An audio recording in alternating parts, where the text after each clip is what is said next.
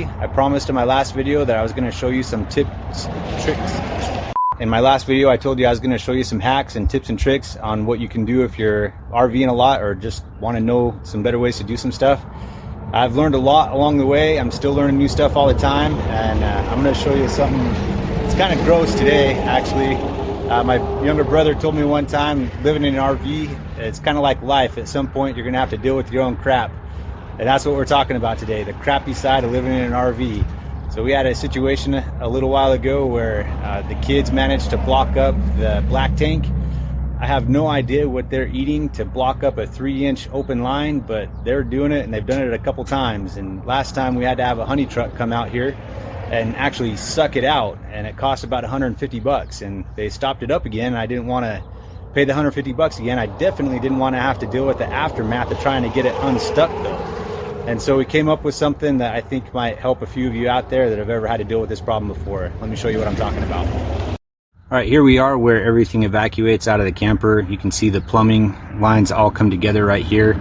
We used to have pull valves out here where you would have to pull them on the outside of the camper to empty all of your tanks.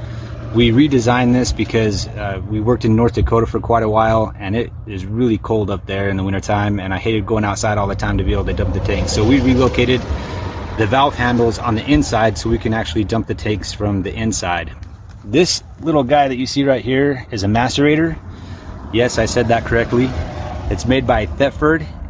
It's called the SaniCon Turbo, and it basically just grinds everything up like a garbage disposal, and it shoots everything out that 1.5-inch black hose you see right there.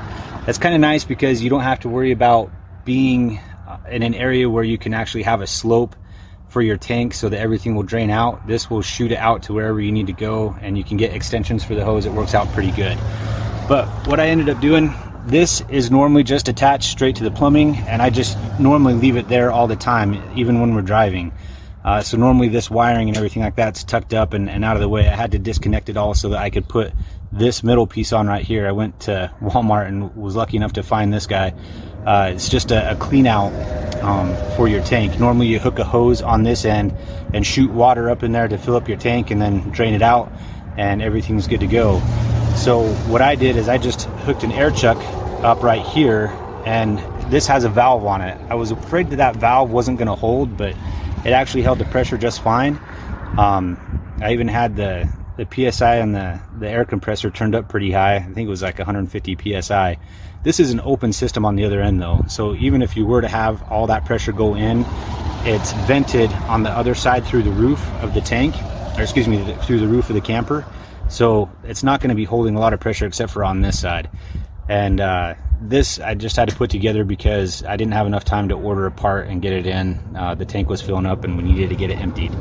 So all I did is I hooked up the air chuck to it, and I ended up taking, I've got a little stopper that goes where that hose is connected up to, that just has a cam lock on it, and it does a quick disconnect, which makes life a little bit more convenient.